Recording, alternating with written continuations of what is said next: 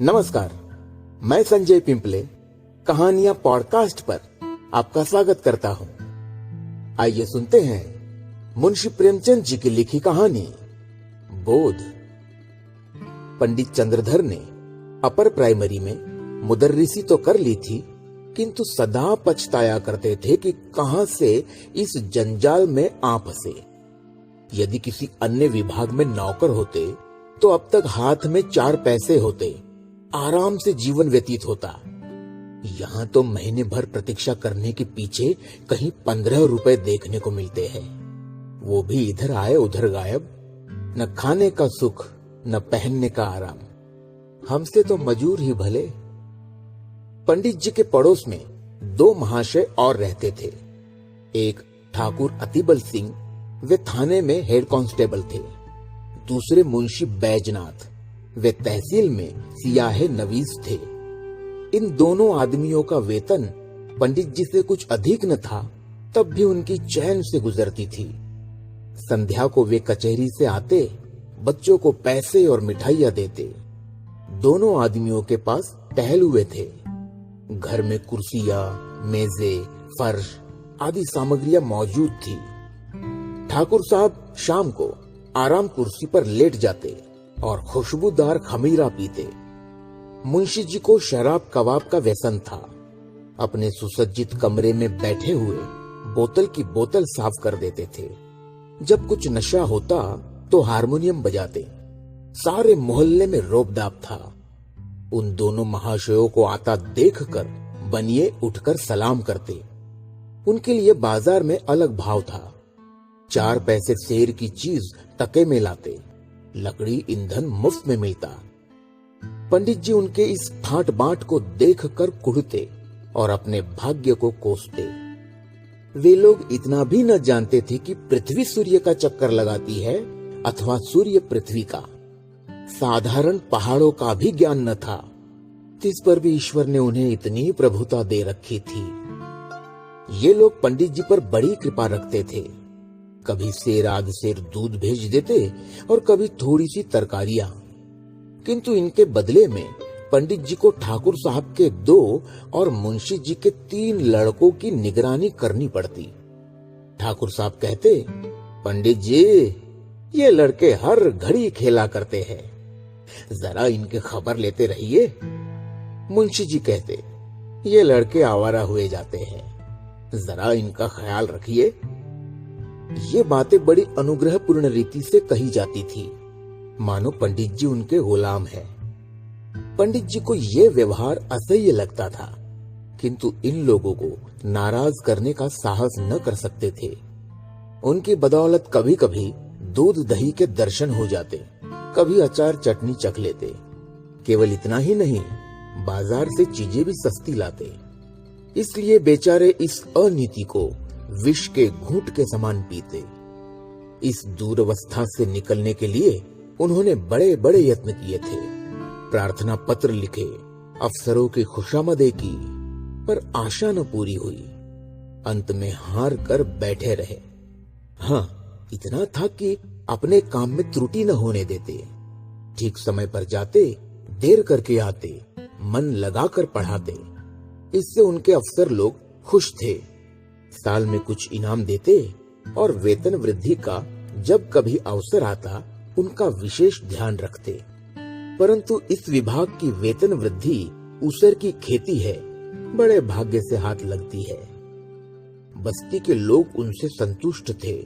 लड़कों की संख्या बढ़ गई थी और पाठशाला के लड़के तो उन पर जान देते थे। कोई उनके घर आकर पानी भर देता, कोई उनकी बकरी के लिए पत्ती तोड़ लाता। पंडित जी इसी को बहुत समझते थे। एक बार सावन के महीने में मुंशी बैजनाथ और ठाकुर अतिबल सिंह ने श्री अयोध्या जी की यात्रा की सलाह की। दूर की यात्रा थी, हफ्तों पहले से तैयारियां होने लगी। बरसात के दिन सपरिवार जाने में अड़चन थी, किंतु स्त्रियां किसी भांति न मानती थी। अंत में विवश होकर दोनों महाशयों ने एक सप्ताह की छुट्टी ली और अयोध्या जी चले। पंडित जी को भी साथ चलने के लिए बाध्य किया। मेले ठेले में एक फालतू आदमी से बड़े काम निकलते हैं। पंडित जी असमंजस में पड़े, परंतु जब उन लोगों ने उनका व्यय देना स्वीकार किया तो इनकार न कर सके और अयोध्या जी की यात्रा का ऐसा सुअवसर पाकर न रुक सके। बिल्हौर से 1 बजे रात को गाड़ी छूटती थी। ये लोग खा पीकर स्टेशन पर आ बैठे। जिस समय गाड़ी आई, चारों ओर भगदड़ सी पड़ गई। हजारों यात्री जा रहे थे। उस उतावली में मुंशी जी पहले निकल गए। पंडित जी और ठाकुर साहब साथ थे, एक कमरे में बैठे। इस आफत में कौन किसका रास्ता देखता है। गाड़ियों में जगह की बड़ी कमी थी, परंतु जिस कमरे में ठाकुर साहब थे उसमें केवल 4 मनुष्य थे। वे सब लेटे हुए थे। ठाकुर साहब चाहते थे कि वे उठ जाए तो जगह निकल आए। उन्होंने एक मनुष्य से डांट कर कहा, उठ बैठो जी, देखते नहीं हम लोग खड़े हैं। मुसाफिर लेटे लेटे बोला, क्यों उठ बैठे जी, कुछ तुम्हारे बैठने का ठेका लिया है? ठाकुर, क्या हमने किराया नहीं दिया है? मुसाफिर, जिसे किराया दिया हो उससे जाकर जगह मांगो। ठाकुर, जरा होश की बातें करो, इस डब्बे में 10 यात्रियों की आज्ञा है। मुसाफिर, ये थाना नहीं है, जरा जबान संभाल कर बातें कीजिए। ठाकुर, तुम कौन हो जी? मुसाफिर, हम वही है जिस पर आपने खुफिया फरोशी का अपराध लगाया था, जिसके द्वार से आप नकद 25 रुपए लेकर टले थे। ठाकुर, आहा, अब पहचाना, परंतु मैंने तो तुम्हारे साथ रियायत की थी, चालान कर देता तो तुम सजा पा जाते। मुसाफिर, और मैंने भी तो तुम्हें रियायत की गाड़ी में खड़ा रहने दिया, ढकेल देता तो तुम नीचे चले जाते और तुम्हारी हड्डी पसली का पता न लगता। इतने में दूसरा लेटा हुआ यात्री जोर से ठट्टा मार कर हंसा और बोला, क्यों दरोगा साहब, मुझे क्यों नहीं उठाते? ठाकुर साहब क्रोध से लाल हो रहे थे। सोचते थे अगर थाने में होता तो इनकी जबान खींच लेता, पर इस समय बुरे फंसे थे। वे बलवान मनुष्य थे, पर ये दोनों मनुष्य भी हट्टे कट्टे पड़ते थे। ठाकुर, संदूक नीचे रख दो, बस जगह हो जाए। दूसरा मुसाफिर बोला, और आप ही क्यों न नीचे बैठ जाए, इसमें कौन सी हेठी हुई जाती है? ये थाना थोड़ी है कि आपके रोब में फर्क पड़ जाएगा। ठाकुर साहब ने उसकी ओर भी ध्यान से देखकर पूछा, क्या तुम्हें भी मुझसे कोई बैर है? जी हां, मैं तो आपके खून का प्यासा हूं। मैंने तुम्हारा क्या बिगाड़ा है?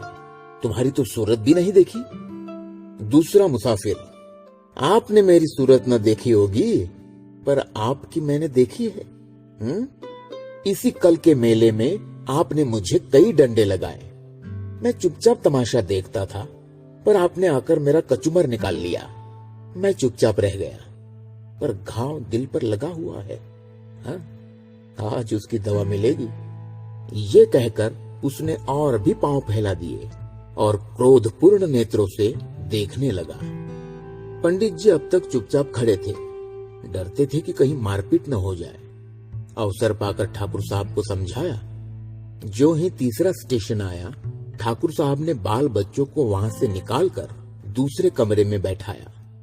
इन दोनों दुष्टों ने उनका असबाब उठा उठा कर जमीन पर फेंक दिया। जब ठाकुर साहब गाड़ी से उतरने लगे तो उन्होंने उनको ऐसा धक्का दिया कि बेचारे प्लेटफॉर्म पर गिर पड़े। गार्ड से कहने दौड़े थे कि इंजन ने सीटी दी। जाकर गाड़ी में बैठ गए। उधर मुंशी बैजनाथ की और भी बुरी दशा थी।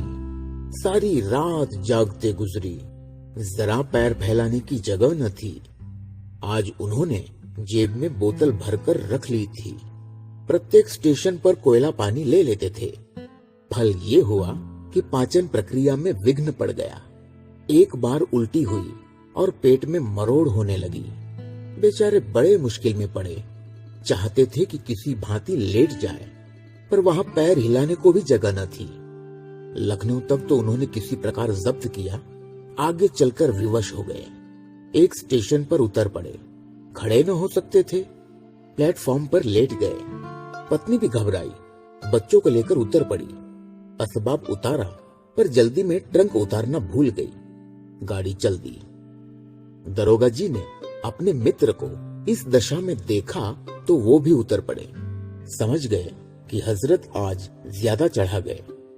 देखा तो मुंशी जी की दशा बिगड़ गई थी। ज्वर, पेट में दर्द, नसों में तनाव, कै और दस्त। बड़ा खटका हुआ। स्टेशन मास्टर ने ये दशा देखी तो समझा हैजा हो गया है। हुक्म दिया कि रोगी को अभी बाहर ले जाओ। विवश होकर मुंशी जी को लोग एक पेड़ के नीचे उठा लाए। उनकी पत्नी रोने लगी। हकीम डॉक्टर की तलाश हुई। पता लगा कि डिस्ट्रिक्ट बोर्ड की तरफ से वहां एक छोटा सा अस्पताल है। लोगों की जान में जान आई। किसी से ये भी मालूम हुआ कि डॉक्टर साहब बिल्लौर के रहने वाले हैं। ढाढ़स बंधा। दरोगा जी अस्पताल दौड़े। डॉक्टर साहब से सारा समाचार कह सुनाया और कहा, आप चलकर जरा उन्हें देख तो लीजिए। डॉक्टर का नाम था चोखेलाल। कंपाउंडर थे। लोग आदर से डॉक्टर कहा करते थे। सब वृत्तांत सुनकर रुखाई से बोले, सवेरे के समय मुझे बाहर जाने की आज्ञा नहीं है। दरोगा, तो क्या मुंशी जी को यहीं लाए? चोखेलाल, हाँ, आपका जी चाहे लाइए। दारोगा जी ने दौड़ धूप कर एक डोली का प्रबंध किया। मुंशी जी को लाद कर अस्पताल लाए। जो ही बरामदे में पैर रखा, चोखेलाल ने डांट कर कहा, हैजे के रोगी को ऊपर लाने की आज्ञा नहीं है। बैजनाथ अचेत तो थे नहीं। आवाज सुनी, पहचाना, धीरे से बोले, अरे अरे ये तो बिल्लोर के ही है। अब भला सा नाम है, अब तहसील में आया जाया करते हैं। क्यों महाशय, मुझे पहचानते हैं? चोखेलाल, जी हाँ, खूब पहचानता हूं। बैजनाथ, पहचान कर भी इतनी निठुरता? मेरी जान निकल रही है।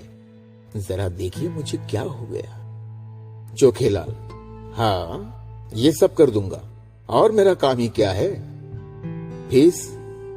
दरोगा जी, अस्पताल में कैसी फीस जनाब मन? चोखेलाल, वैसी ही जैसे इन मुंशी जी ने वसूल की थी जनाब मन। दरोगा, आप क्या कहते हैं, मेरी समझ में नहीं आता। चोखेलाल, मेरा घर बिल्लौर में है। वहां मेरी थोड़ी सी जमीन है। साल में 2 बार उसकी देखभाल के लिए जाना पड़ता है। जब तहसील में लगान दाखिल करने जाता हूं तो मुंशी जी डांट कर अपना हक वसूल लेते हैं। न दूं तो शाम तक खड़ा रहना पड़े, स्याहा न हो। फिर जनाब, कभी गाड़ी नाव पर, कभी नाव गाड़ी पर। मेरी फीस 10 रुपए निकालिए। देखूं, दवा दूं, नहीं तो अपनी राह लीजिए। दारोगा, 10 रुपए? चोखेलाल, जी हां, और यहां ठहरना चाहे तो 10 रुपए रोज। दारोगा जी विवश हो गए। बैजनाथ की स्त्री से 10 रुपए मांगे। तब उसे अपने बक्स की याद आई। छाती पीट ली। दारोगा जी के पास भी अधिक रुपए नहीं थे। किसी तरह 10 रुपए निकाल कर चोखेलाल को दिए। उन्होंने दवा दी। दिन भर कुछ फायदा न हुआ। रात को दशा संभली। दूसरे दिन फिर दवा की आवश्यकता हुई। मुंशियाइन का एक गहना जो 20 रुपए से कम का न था, बाजार में बेचा गया। तब काम चला। चोखेलाल को दिल में खूब गालियां दी। श्री अयोध्या जी पहुंचकर स्थान की खोज हुई। पंडों के घर जगह न थी। घर घर में आदमी भरे हुए थे। सारी बस्ती छान मारी, पर कहीं ठिकाना न मिला। अंत में ये निश्चय हुआ कि किसी पेड़ के नीचे डेरा जमाना चाहिए। किंतु जिस पेड़ के नीचे जाते थे वहीं यात्री पड़े मिलते। सिवाय खुले मैदान में रेत पर पड़े रहने के और कोई उपाय न था। एक स्वच्छ स्थान देखकर बिस्तरे बिछाए और लेटे। इतने में बादल घिराए, बूंदे गिरने लगी, बिजली चमकने लगी। गरज से कान के पर्दे फटे जाते थे। लड़के रोते थे, स्त्रियों के कलेजे कांप रहे थे। अब यहाँ ठहरना दुस्सह था, पर जाए कहाँ? अकस्मात एक मनुष्य नदी की तरफ से लालटेन लिए आता दिखाई दिया। वो निकट पहुंचा तो पंडित जी ने उसे देखा। आकृति कुछ पहचानी सी मालूम हुई, किंतु ये विचार न आया कि कहां देखा है। पास जाकर बोले, क्यों भाई साहब, यहां यात्रियों के रहने की जगह न मिलेगी? वो मनुष्य रुक गया, पंडित जी की ओर ध्यान से देखकर बोला, आप पंडित चंद्रधर तो नहीं है? पंडित प्रसन्न होकर बोले, जी हां, आप मुझे कैसे जानते हैं? उस मनुष्य ने सादर पंडित जी के चरण छुए और बोला, मैं आपका पुराना शिष्य हूं। मेरा नाम कृपाशंकर है। मेरे पिता कुछ दिनों बिल्हौर में डाक मुंशी रहे थे। उन्हीं दिनों मैं आपकी सेवा में पढ़ता था। पंडित जी की स्मृति जागी, बोले, ओहो, तुम ही हो कृपाशंकर? तब तो तुम दुबले पतले लड़के थे, कोई 8-9 साल हुए होंगे। कृपाशंकर, जी हां, 9वां साल है। मैंने वहां से आकर एंट्रेंस पास किया, अब यहां म्युनिसिपैलिटी में नौकर हूं। कहिए, आप तो अच्छी तरह रहे। सौभाग्य था कि आपके दर्शन हो गए। पंडित जी, मुझे भी तुमसे मिलकर बड़ा आनंद हुआ। तुम्हारे पिता अब कहाँ है? कृपाशंकर, उनका तो देहांत हो गया। माता जी है। आप यहां कब आए? पंडित जी, आज ही आया हूं। पंडों के घर जगह न मिली, विवश हो यहीं रात काटने की ठहरी। कृपाशंकर, बाल बच्चे भी साथ हैं? पंडित जी, नहीं, मैं तो अकेला ही आया हूं, पर मेरे साथ दारोगा जी और सियाहे नवीस साहब है, उनके बाल बच्चे भी साथ हैं। कृपाशंकर, कुल कितने मनुष्य होंगे? पंडित जी, है तो 10, किंतु थोड़ी सी जगह में निर्वाह कर लेंगे। कृपाशंकर, नहीं साहब, बहुत सी जगह लीजिए। मेरा बड़ा मकान खाली पड़ा है, चलिए आराम से 2-3 दिन रहिए। मेरा परम सौभाग्य है कि आपकी कुछ सेवा करने का अवसर मिला। कृपाशंकर ने कुली बुलाए, असबाब उठवाया और सबको अपने मकान पर ले गया। साफ सुथरा घर था। नौकर ने चटपट चारपाइयां बिछा दी। घर में पूरियां पकने लगी। कृपाशंकर हाथ बांधे सेवक की भांति दौड़ता था। हृदयोल्लास से उसका मुख कमल चमक रहा था। उसकी विनय और नम्रता ने सबको मुग्ध कर लिया।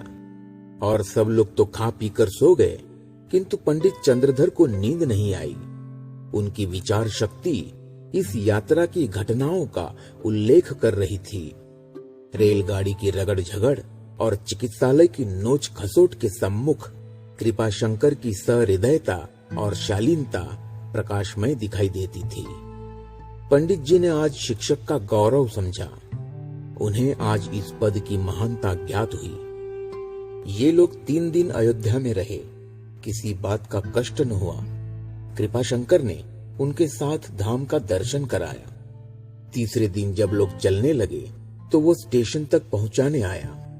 जब गाड़ी ने सीटी दी तो उसने सजल नेत्रों से पंडित जी के चरण छुए और बोला, कभी कभी इस सेवक को याद करते रहिएगा। पंडित जी घर पहुंचे तो उनके स्वभाव में बड़ा परिवर्तन हो गया था। उन्होंने फिर किसी दूसरे विभाग में जाने की चेष्टा नहीं की।